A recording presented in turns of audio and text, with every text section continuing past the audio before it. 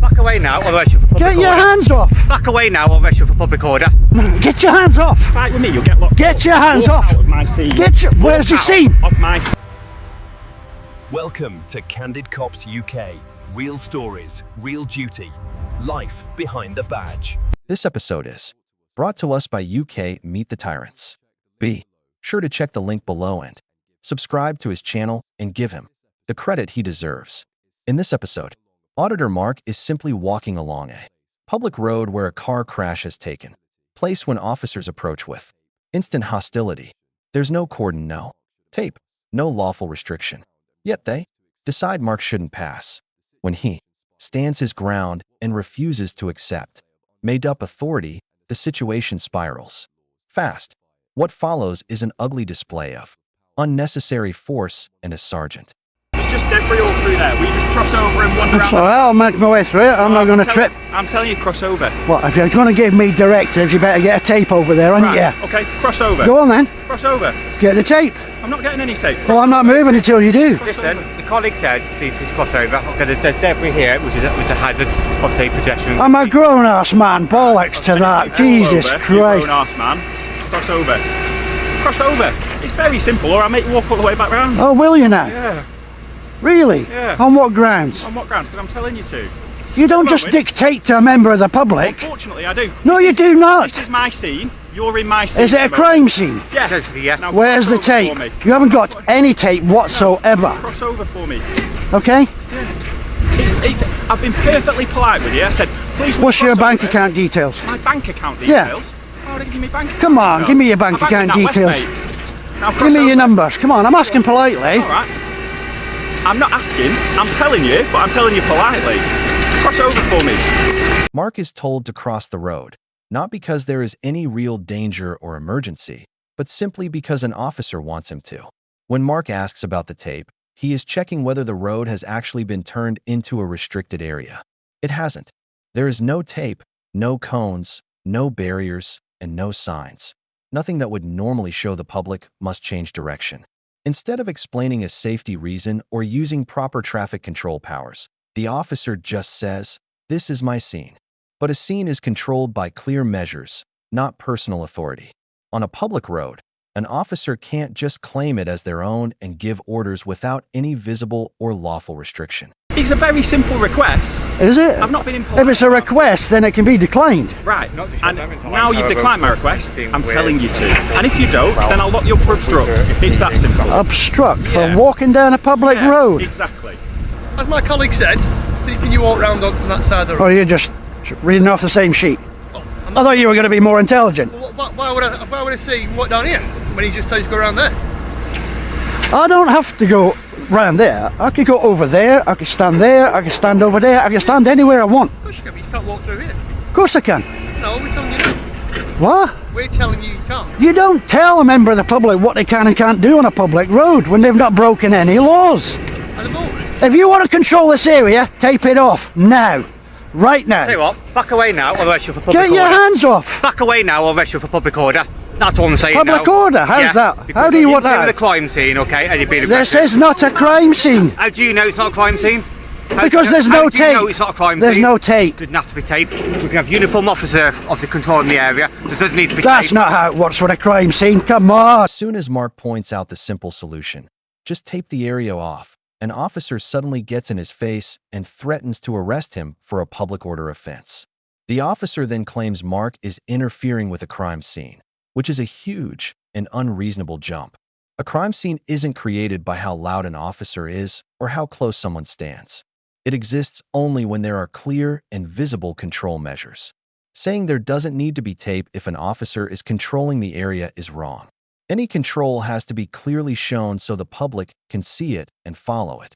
People can't be expected to guess or read minds.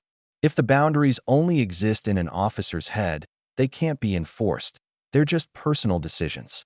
So you avoid Stop following me. Come on. Get out me scene. Get your hands off. Fight with me, you'll get locked up. Get your hands Walk off. out of my scene. Where's your out scene? Of my scene. Get your hands. Walk out. Now walk Right, that's assault. on, you'll get locked up. It's very simple. All right. I gave you some simple instructions. You You decided don't to give me listen to them. directives. I do. You don't even know where I was going. Where do you think your crime scene is? All he's trying Right, get your hands off of me. carry on fighting. Again, and you're gonna get nicked. Alright! You were told to do stuff, now get away! Come back into my scene, you'll be arrested. Where's your scene? Where's your tape? Where's the barrier? Tape. You've been told once already, and you've been aggressive. Wait, I'm not being aggressive. Yes, you have. What has that just been, assault? I've seen you swing that helmet. Oh, you come down that sheet, are you? Yes, I am. Right, back to work, go on. Panic over, Move back away. to work. Move away, you've been told. You've just removed me out of the scene, have you not? Yeah, I have. But Right. I'm also pretending you've come back in. Okay? End of. You want to head away, cross the road. You never asked whether I live there, whether I'm visiting, nothing. You weren't interested. The officers push Mark back and warn him that if he comes into the area again, he will be arrested, even though there's still nothing showing where the restricted area actually starts or ends. Then, even after Mark is clearly away, an officer keeps telling him to move further. The message isn't stay out of a specific space, it's keep going until we say so, which is completely different. What Mark shows next really exposes their mistake. They never ask the basic questions they should. Do you live here? Are you visiting? Do you need to pass through? These are standard checks before restricting someone's movement on a public road. Instead of figuring out if it's necessary, they go straight to giving orders and using force. Do you understand what's happened here? Oh, Do you understand what's happened let here? me guess, see if I can work it out. Has anybody been I'm a injured? bit dumb, Has but how anybody does been she- killed? No. You don't know? No. No, you don't know. No, I do know. You don't know? I do know. How do you know? Because if there was an injury, there'd be tape up. Not necessarily. No. You don't understand. Anyway, You me and don't you're know. done. You can go back to We are work. done. So if you want to cross over, I'm not crossing anywhere. Otherwise, you'll be coming in. Oh, you're really Understand? trying to push the buttons, I'm aren't not you? trying to push the buttons. You are? We've already got unlawful assault. It's not a lawful assault. Is it not? I thought it's already recorded. So is this. Yeah. What are you doing? What do you mean, what am I doing? Yeah. If you want to open your arms and become aggressive, obviously I will use force to move you back. Understand me? I think you better just go back to work. Are you Understand witnessing me? this? Understand? I understand exactly what you're trying to do, mister. You're a sergeant, act accordingly. Okay, stop. Back to work. Don't stand there trying to poke my buttons. What's your name? What's your name? Mister, back to work. Hello. Just talk. Mr. Public Servant, back to work. He is working. He's He's trying to escalate it so he can arrest me. At the moment. Get your ass back to work. Listen, don't start swearing. This officer doesn't just fail to calm things down. He actually makes the situation worse while pretending he's keeping it under control. Mark is clearly non-threatening and even laughs it off, yet the officer still threatens force, saying things like, "If you open your arms, I'll use force." That's not managing aggression, it's creating it. It gets even worse when the sergeant arrives. Instead of stepping back and letting the supervisor take over, the officer stays right next to Mark, looming over him while he's trying to talk. Standing over someone during a conversation with a sergeant isn't about safety. It's about trying to intimidate or control them. I'm a grown-ass man. If I want to swear at him, I'll swear. He's just assaulted me. If you swear, He's just assaulted me. listen, if you swear, Unnecessarily. listen. Bring your voice down. You're escalating now because you're Because he's getting me angry. I've just been assaulted by the little munchkin. bring your voice down then. Right. No! Right. Okay. So anyhow, If I grab him and start pushing him about, what's going to happen? you're asked not to walk down that side of the road. Okay. You're asked to walk on the side of the road. It And was you refuse. bollocks. I was asked not to because you know who I am. I don't know who you are. Yes, you do. I don't know your name. I've been told that you have a Facebook page. That's what I've been told. No, So do you think that was right? For a man who was doing no wrong, for you, I was harming no are one. you gonna let me speak though? Are you gonna let me speak? or No, no, you answer my question. No.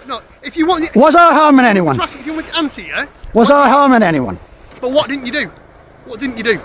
I don't do what I'm told by idiots. Well, maybe you need. All right? Maybe you need to. Right. Anyway. Maybe you need to do your job as a sergeant and put some barrier tape up in future, Right. so the members of the public don't get unnecessarily and unlawfully assaulted. Right. When you're asked to walk on the other side of the road, it's not a big deal. The problem isn't just what the sergeant says, it's what he decides to ignore.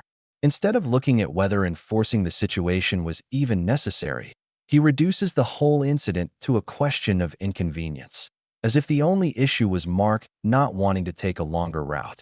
The word he uses, asked, reveals everything. Mark wasn't asked to do anything. He was ordered, crowded, physically moved, and threatened with arrest. Calling that an ask isn't a mistake, it's a rewrite.